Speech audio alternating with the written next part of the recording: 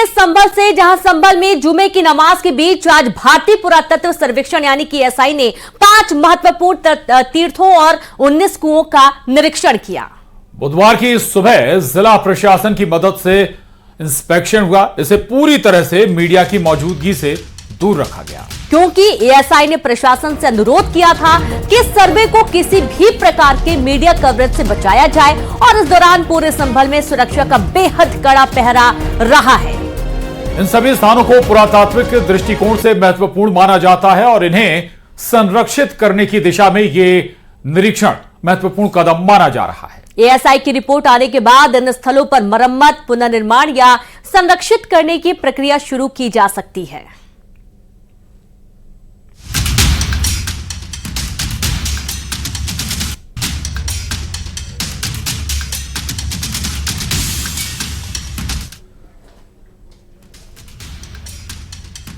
और संभल सांसद जियाउर रहमान बर्क के पिता का अफसरों को धमकाने के वीडियो सामने आए और इसमें ममलूकुर रहमान बर्क अफसरों से कह रहे हैं, हमारी सरकार आने दो, बहुत बदल गया है तू। ये सरकार रहेगी तो तुम्हारा कबाड़ा कर देगी। हालांकि वीडियो में बर्क के पिता का चेहरा नहीं दिख रहा है। हालांकि न्यूज 18 इंडिया इस वायरल वीडियो की पुष्टि नहीं करता है।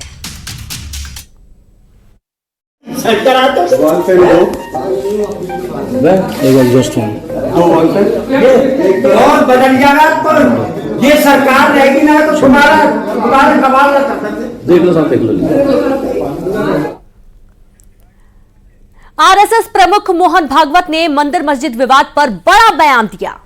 भागवत ने मंदिर मस्जिद विवाद पर नाराजगी जताते हुए कहा कि कुछ लोग मंदिर मस्जिद का मामला उठाकर खुद को हिंदुओं का नेता साबित करने की कोशिश कर रहे हैं। साथ ही उन्होंने राम मंदिर पर कहा कि राम मंदिर का निर्माण इसलिए किया गया क्योंकि ये सभी हिंदुओं की आस्था का विषय था।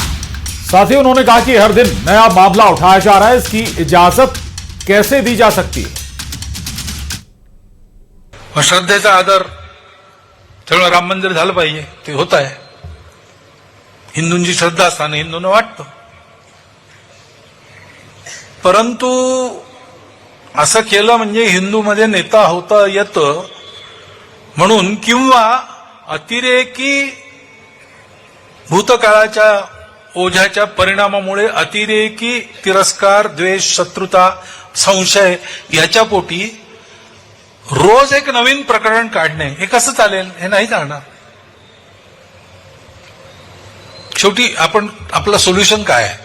जगाला आपल्याला दाखवायचं आहे की आपण सगळे एकत्र ना।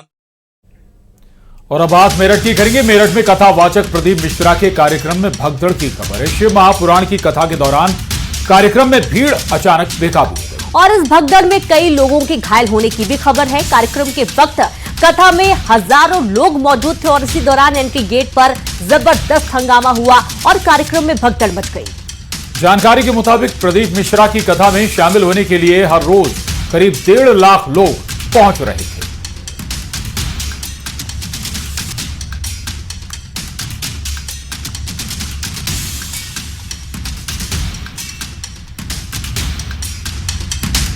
और ये 3 तस्वीरें आपके सामने जब मेरठ में कथा हो रही थी और इसी दौरान बड़ी संख्या में गेट के पास एंट्री करने के लिए श्रद्धालु पहुंच गए।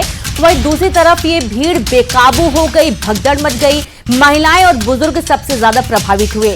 प्रदीप मिश्रा की कथा में यह हादसा हुआ था। पुलिस टीम मौके पर पहुंची और स्थिति को काबू करने की कोशिश की गई। संसद का सत्र आज भी हंगामे की भेंट चढ़ा। लोकसभा अनिश्चितकाल के लिए स्थगित कर दी गई। हंगामे के चलते राज्यसभा स्थगित हो गई। आज जब संसद शुरू हुई तो राज्यसभा के सभापति और लोकसभा स्पीकर बेहद नाराज दिखे।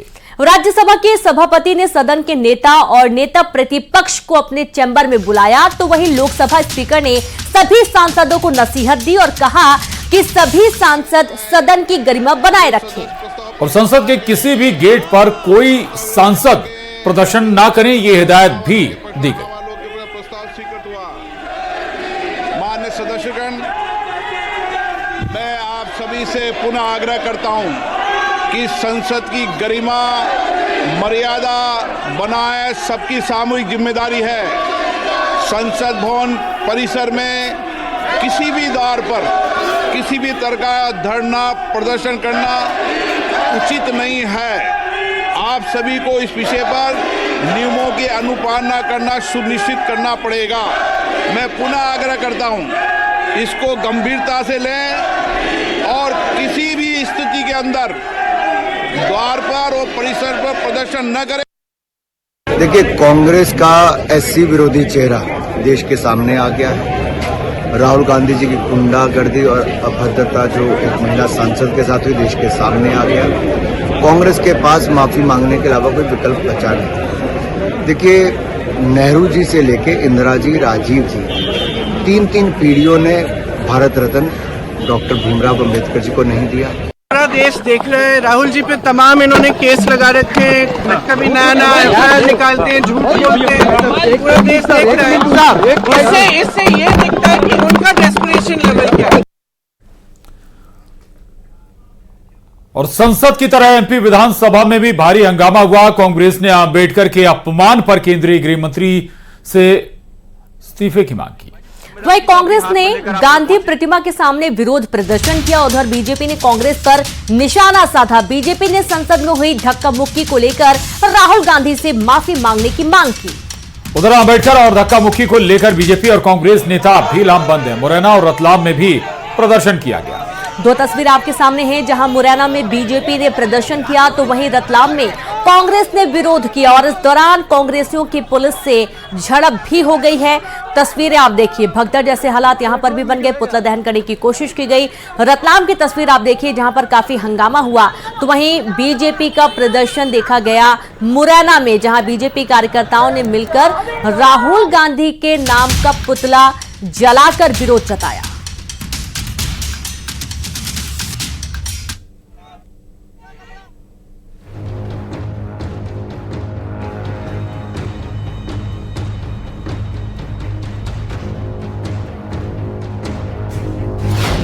अंबेडकर का अपमान जारी घमासान।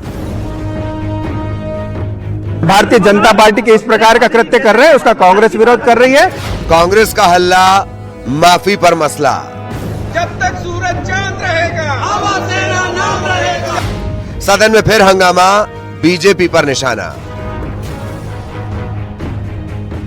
ये राहुल की धक्का मुक्की ने एक सांसद की जान भी खतरे में डाल दी और इसलिए राहुल गांधी माफी मांगो। अंबेडकर, संविधान, किसका अपमान। यदि उनके आरोप में कुछ भी तथ्य है तो वो वीडियो जारी करें। अंबेडकर के अपमान को लेकर भोपाल में विधानसभा सत्र शुरू होने से पहले कांग्रेस ने गांधी प्रतिमा के सामने विरोध प्रदर्शन किया। कांग्रेस ने गृह मंत्री से माफी मांगने की मांग की है, साथ ही राहुल गांधी पर लगे आरोपों को निराधार बताया। कांग्रेस के प्रदर्शन पर बीजेपी विधायक रामेश्वर शर्मा ने हमला बोला। बीजेपी का आरोप है कि सदन में पहली बार खून गिरा है और खून गिराने वाले राहुल गांधी भी कांग्रेसी ही हैं। संविधान का अपमान कांग्रेस ने किया है। राहुल और प्रियंका गांधी को इस्तीफा देना चाहिए। जो है वो ऐसा एरिया है जो हाई विजिबिलिटी कैमरास जहाँ लगे हैं, बहुत हाई डेफिनेशन कैमरास लगे रहते हैं। यदि उनके आरोप में कुछ भी तथ्य है तो वो वीडियो जारी करें, क्योंकि राहुल गांधी जी हमारे लोकप्रिय नेता हैं और नेता प्रतिपक्ष बनने के बाद बीजेपी में खासा घबराहट है उनकी कार्यशैली को लेकर के, और उनकी आवाज को दबाने के लिए इस प्रकार की झूठी एफआईआर उनके ऊपर की जा रही है। संसद की चौखट पर पहली बार वहां पर वयोवृद्ध सांसदों का खून गिराया है। ये राहुल की धक्का मुक्की ने एक सांसद की जान भी खतरे में डाल दी और इसलिए राहुल गांधी माफी मांगो, प्रियंका गांधी माफी मांगो और सोनिया गांधी जी से प्रार्थना करता हूं कि और जो वरिष्ठ कांग्रेसी नेता हो उनसे संसद का आचरण इन दोनों बंटी बबलियों को सिखाओ। कुल मिलाकर अंबेडकर के अपमान से शुरू हुई लड़ाई संसद में धक्का मुक्की तक पहुंच गई और इस पर दोनों तरफ से सियासत जारी है। कांग्रेस अमित शाह से माफी मांगने की मांग कर रही है, उधर बीजेपी राहुल और प्रियंका गांधी से माफी मांगने का दबाव बना रही है। Bureau report, news 18। जब तक सूरज चांद रहेगा, आवाज तेरा नाम रहेगा। भोपाल में हंगामे के चलते एमपी विधानसभा अनिश्चितकाल के लिए स्थगित कर दी गई। हंगामे के चलते बगैर राष्ट्रगान के सदन का समापन हो गया और बगैर राष्ट्रगान के सदन के समापन को लेकर कांग्रेस बीजेपी ने एक दूसरे पर आरोप लगाए। कांग्रेस ने विधानसभा का समापन बगैर राष्ट्रगान के कराने को घोर आपत्तिजनक बताया, तो वहीं बीजेपी का कहना है कि सदन समाप्ति के बाद राष्ट्रगान के पहले कांग्रेस का हंगामा घोर निंदनीय है। ये सीधे तौर पर राष्ट्रगान का अपमान है। इन्होंने जो मध्य प्रदेश की विधानसभा में जो विधानसभा की कार्रवाई को अनिश्चित काल के लिए जो बिना राष्ट्रगान के स्थगित कर दिए, तो ये भी संविधान को खत्म करने का दूसरा एक उदाहरण है। हम लोग तो सब राष्ट्रगान के लिए खड़े हुए, पर कांग्रेस ने जिस प्रकार से हंगामा किया, इन्होंने राष्ट्रगान का अपमान किया है। कांग्रेस ने बाबा साहब अंबेडकर जी और संविधान की बात करते, बाबा साहब अंबेडकर जी ने हर समय संविधान के पालन की बात कही, पर कांग्रेस ने हर समय संविधान का मजाक उड़ाया, मखौल उड़ाया। और खबर इंदौर से है, जहां एमपीपीएससी के बाहर छात्रों का प्रदर्शन लगातार जारी है। प्रदर्शन में एक छात्रा की तबीयत भी बिगड़ गई है और इस दौरान छात्रा को एम्बुलेंस से भेजा गया अस्पताल। बड़ी संख्या में छात्र प्रदर्शन में शामिल हुए। छात्रों से बातचीत में प्रशासन जुटा हुआ है। बड़ी खबर है इंदौर से, एमपीपीएससी के बाहर छात्रों का प्रदर्शन लगातार जारी रहा। प्रदर्शन में एक छात्रा की अचानक से तबीयत खराब हो गई, जिसे एम्बुलेंस के माध्यम से हॉस्पिटल एडमिट किया गया। और ये एक्सक्लूसिव तस्वीर आपके सामने है, जिस वक्त ये हंगामा बरपा और नाजुक हालत में छात्रा को एम्बुलेंस के माध्यम से हॉस्पिटल पहुंचाया गया। आपको बता दें कि एमपीपीएससी के दफ्तर के बाहर छात्र छात्राएं लगातार प्रदर्शन कर रहे हैं। इनकी मांग है कि जो एग्जाम हुआ है लास्ट, उसका नतीजा घोषित किया जाए, वैकेंसीज निकाली जाए। हालांकि बातचीत का सिलसिला काफी पहले से जारी है, लेकिन एमपीपीएससी या कहें आयोग का कहना है कि ये जिम्मा सरकार का है। हालांकि बीच का रास्ता निकालने के प्रयास जारी हैं, लेकिन लगातार प्रदर्शन के दौरान ये तस्वीरें भी आई।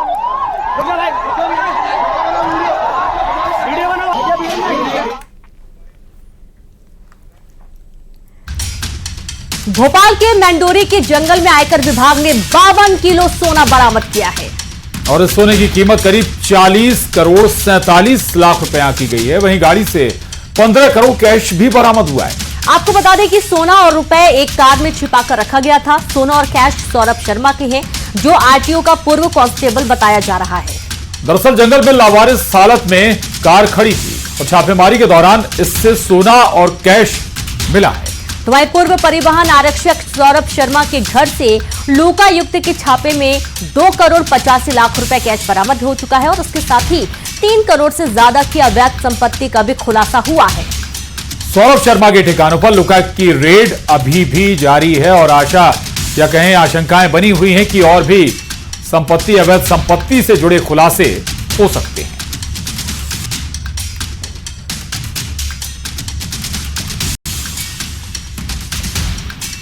तो सौरभ शर्मा आरटीओ का पूर्व आरक्षक है और इसके पास से न केवल करोड़ों का सोना बल्कि कैश भी बरामद हुआ है। वैध संपत्ति का खुलासा भी हुआ है। ये माना जा रहा है, आशंकाएं जाहिर की जा रही हैं कि केवल सौरभ शर्मा ही नहीं बल्कि आरटीओ के कई जो अफसर हैं वो भी इसके जरिए काला धन सफेद करते होंगे। ऐसी आशंकाएं जाहिर की गई।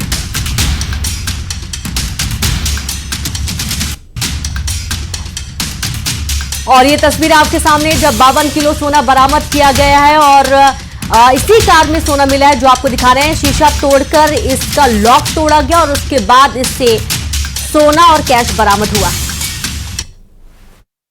रात में थाना रातीबड़ में एक व्यक्ति ने सूचना दी थी कि जो मंडौरी से कुशालपुर तरफ जो रातीबड़ थाना अंतर्गत जो रोड जाता है, वहां पर एक MP07 नंबर की इनोवा क्रिस्टा लावारिस हालत में पड़ी हुई है। जब स्टाफ के द्वारा वहां पहुंचकर चेक किया गया तो उसमें करीब 7-8 बैग जो है बाहर से दिखाई दे रहे थे, जिसमें एक अंदेशा ये लगाया गया कि जो बीते कुछ दिनों में कार्रवाइयां चल रही हैं, आयकर विभाग और अन्य विभागों की रेड कार्रवाइयां चल रही हैं, उसको लेकर के किसी ने हो सकता है इस प्रकार से लावारिस। और खबर जबलपुर से है। एमपी में बच्चों के खिलाफ अपराध पर हाईकोर्ट अब सख्त हो गया है। बच्चों के खिलाफ बढ़ते यौन अपराधों पर हाईकोर्ट सख्त हुआ है। चीफ जस्टिस ने स्वतः संज्ञान लेकर जारी किया नोटिस और केंद्र राज्य सरकार को नोटिस भेजा गया है। 4 हफ्तों में नोटिस का जवाब भी मांगा गया है। पॉक्सो एक्ट के प्रचार प्रसार पर सवाल भी हाईकोर्ट ने पूछे हैं। तो जबलपुर से खबर है, जहां पर एमपी में बच्चों के खिलाफ अपराध पर हाईकोर्ट सख्त नजर आ रहा है बच्चों के खिलाफ। बढ़ते यौन अपराधों पर हाईकोर्ट ने सख्ती दिखाई। चीफ जस्टिस ने स्वतः संज्ञान लेकर नोटिस जारी किया। केंद्र और राज्य सरकार को यह नोटिस जारी किया गया। 4 हफ्तों में नोटिस का जवाब मांगा गया है। तो पॉक्सो एक्ट के प्रचार प्रसार पर भी सवाल पूछे गए हैं और आप देखें कि जबलपुर हाईकोर्ट ने स्वतः संज्ञान लिया है बच्चों के यौन शोषण मामले में और सख्ती बरतते हुए राज्य और केंद्र सरकार से जवाब मांगा गया है।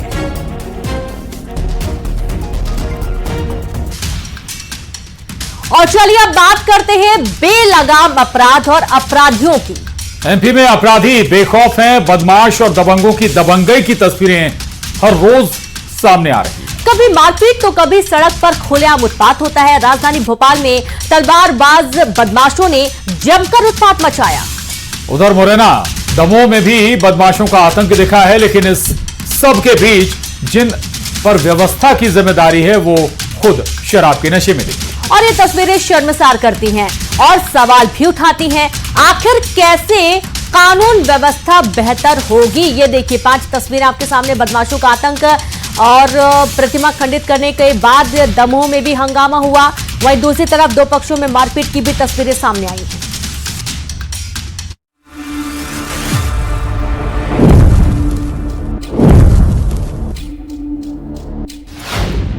अपराध, अपराधी और बेलगाम। एमपी में बेखौफ बदमाशों का आतंक। जिन पर जिम्मेदारी उन पर मधुशाला भारी। एमपी में बदमाश कितने बेलगाम हैं, आप इन तस्वीरों में समझ सकते हैं। कहीं चोरी, कहीं खुलेआम मारपीट, ये सब आम बात हो गई है। अब तो बदमाश खुलेआम तलवार लेकर निकलते हैं और कहीं भी उत्पात मचाते हुए नजर आते हैं। ये तस्वीर राजधानी भोपाल की है, जहां 2 बदमाशों ने तलवार से लक्ष्मी टॉकीज के पास जमकर उत्पात मचाया। बदमाशों ने तलवारों से कार तोड़ी, जिसका वीडियो सोशल मीडिया पर वायरल हो रहा है। एक वीडियो वायरल हो रहा है, हनुमानगंज थाने का वीडियो बताया जा रहा है, जिसमें आपसी रंजिश के चलते 2 बदमाशों से खुलेआम तलवार लहराते हुए अपने जिससे विवाद चल रहा था उसकी कार पर हमला किया और कांच फोड़ दिए। उधर दमोह में बाबा साहब की प्रतिमा खंडित होने पर लोगों में गुस्सा है। असामाजिक तत्वों पर मूर्ति खंडित करने का आरोप है। नाराज लोगों को पुलिस ने समझाकर शांत कराया। अब आपको वो तस्वीर भी दिखाते हैं जो शर्मसार करती है पुलिस को, कानून व्यवस्था को। दरअसल ग्वालियर में एक एएसआई का वीडियो वायरल हो रहा है। इस वीडियो में एएसआई शराब पीते हुए नजर आ रहा है। बताया जा रहा है कि मुलजिम की पेशी के लिए एएसआई कोर्ट गया था। इस दौरान वर्दी में खुलेआम एएसआई शराब पीते हुए दिखा। ग्वालियर के जिला कोर्ट के बाहर का बताया जा रहा है, जहां ग्वालियर में पुलिस ने मुलजिम पेशी में तैनात एक एएसआई शराब की दुकान से पहले शराब खरीदता है, फिर डिस्ट्रिक्ट कोर्ट के सामने बैठकर शराब पीता है और फिर लड़खड़ाते हुए वहां से रवाना हो जाता है। अब आप रायसेन की तस्वीर देखिए। यहाँ भी एक पुलिस जवान शराब के नशे में दिखा। शराब के नशे में धुत पुलिसकर्मी के कदम सड़क पर चलते वक्त लड़खड़ा गए। आप इससे अंदाजा लगा सकते हैं कि पुलिसकर्मी ने कितनी शराब पी रखी होगी। जिन कंधों पर कानून व्यवस्था बनाए रखने की जिम्मेदारी है, वो शराब के नशे में लड़खड़ा रहे हैं। तो कैसे सुरक्षा की बात की जा सकती है? कैसे अपराध और अपराधियों पर नकेल कसेगी? Bureau report, news 18।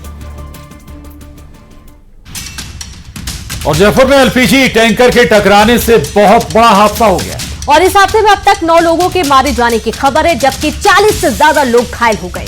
घायलों में कई लोगों की हालत बेहद गंभीर बताई जा रही है।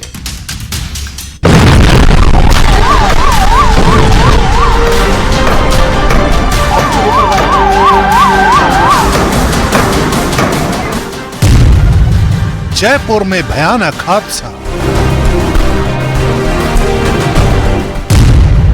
काल बना एलपीजी टैंकर। हाई लेवल जांच के आदेश।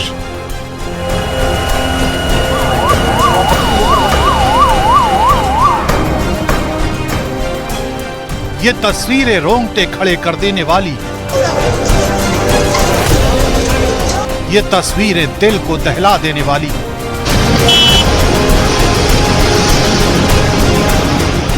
अजमेर रोड से आई इन तस्वीरों में कई तस्वीरें हम आपको साफ साफ नहीं दिखा सकते,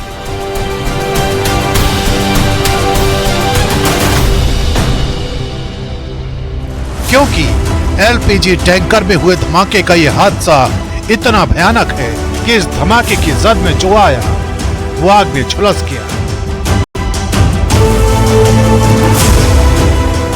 सुबह सुबह हुए इस हादसे में टैंकर में ऐसी आग लगी कि आसपास मौजूद कई गाड़ियां उसकी चपेट में आ गई। आग इतनी तेजी से फैली कि लोगों को संभालने का वक्त ही नहीं मिला। इस हादसे की वजह से पूरे इलाके में अफरा तफरी मच गई। जयपुर का यह हादसा इस कदर डराने वाला था कि खबर आते ही प्रशासनिक अमले से लेकर सरकार तक एक्टिव हो गई।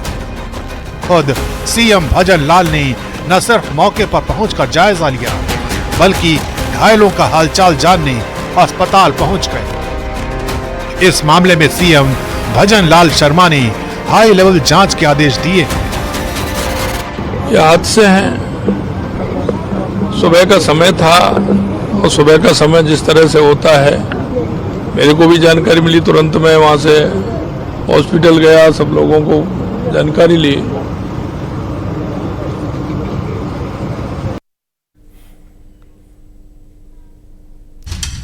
और 5 की आंच में बस इतना ही। आप देखते रहिए न्यूज़ 18 MP छत्तीसगढ़। नमस्कार।